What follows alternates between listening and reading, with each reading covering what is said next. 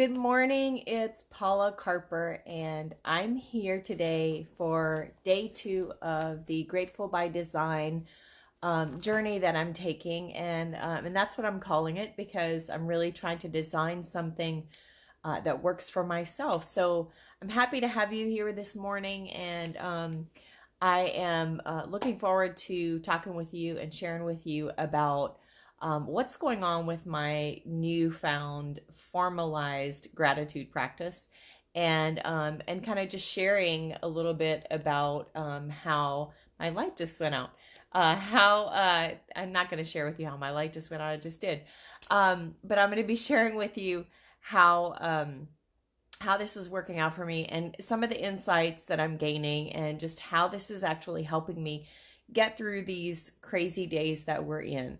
So this morning, I want to share with you a little bit about my experience from yesterday, and then I'm also going to share with you a little bit about what I'm focusing on today, and how I think this is going to help me to continue to have a really positive attitude through the days, and just share with you like what I'm finding in terms of like what I think is helpful in terms of journaling, and what may not be helpful. So what I've done is I've actually created my own journal, and I'll show you just the quick and dirty cover of my journal. This is actually something I've created, and I'm actually going to print a better version of this when I can get into the printer and make that a pretty colorful picture. But I'm going to actually put this into a 3-ring binder for myself, and have a place where I'm going to keep this. And so I'll probably print about 30 days worth of these for this month. And then if I really like what I'm doing and I don't want to make any changes, I'll actually continue to do that and put that into the binder. So I really like hard copies. I have a lot of digital things in my life, but I love hard copies, and so this is a way for me to do that and create my own journal, something that works for me, because I think that what's going to happen is that as I'm going through this process, I'm going to find out that I like certain things and that I don't like others. But what I've done so far is I've started with something very simple, and what I've done, and you can see it on this page, I'm going to pick it up for you to see, is that I've actually created a little gratitude journal with 3 prompts that just ask me, what am I grateful for this morning? Because I am doing this in the morning. And so I've got 3 things that I want to share with myself that I'm grateful for, and remind myself of that I'm grateful for. And so if you're here in the comments, please say hi.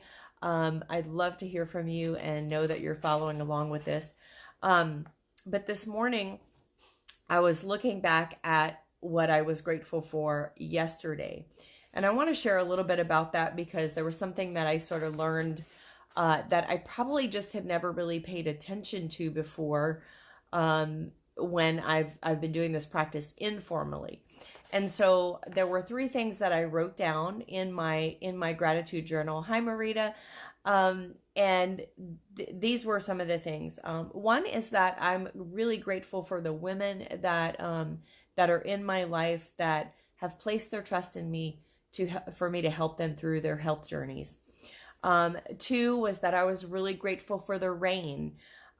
Despite the fact that it was a cloudy day, despite the fact that it was, a little bit dreary, I was really grateful for the rain because we really need the rain. I live on a ranch and the tanks are not full, so it'd be really nice for the animals if the tanks were full, especially with summer coming. So I was just thinking about how grateful I am for the rain, because we really do need it, because we've been in sort of a little deficit. The 3rd thing that I was grateful for yesterday is that I had a really busy day ahead of me. And I thought that I could really take that and look at that really in a negative light.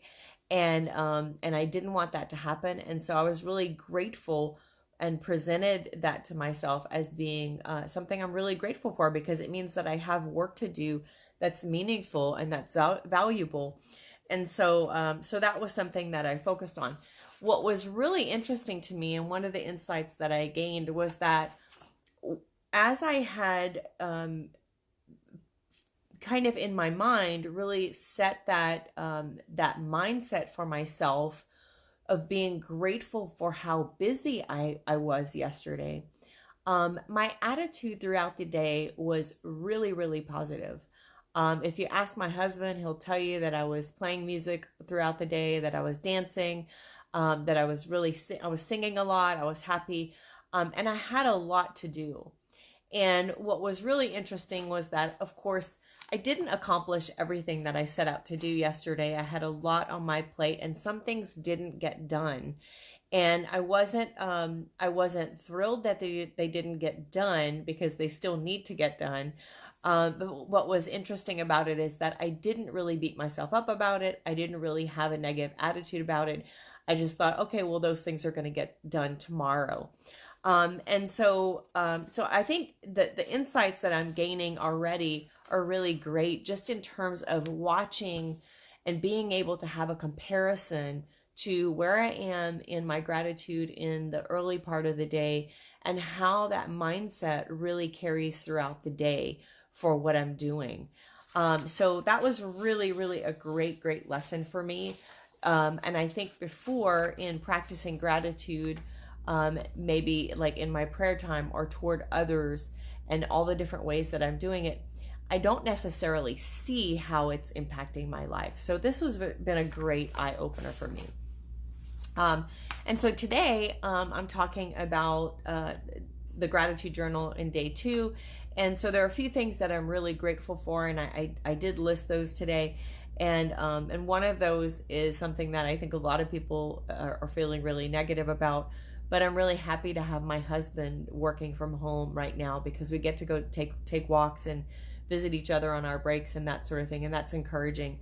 I'm also grateful for technology, the kind of technology that allows me to come and get on Facebook and share with you what's going on in my day-to-day life, especially right now while we're all sheltering in place or self-isolating. So I just want to make sure that that I give thanks for that technology, because it is really useful right now, and it helps me to stay connected.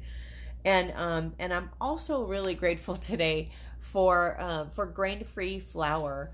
And I know that seems really silly, but last night, my husband and I we made some unleavened bread, and the Feast of Unleavened Bread and Passover are coming, and we celebrate that in our household.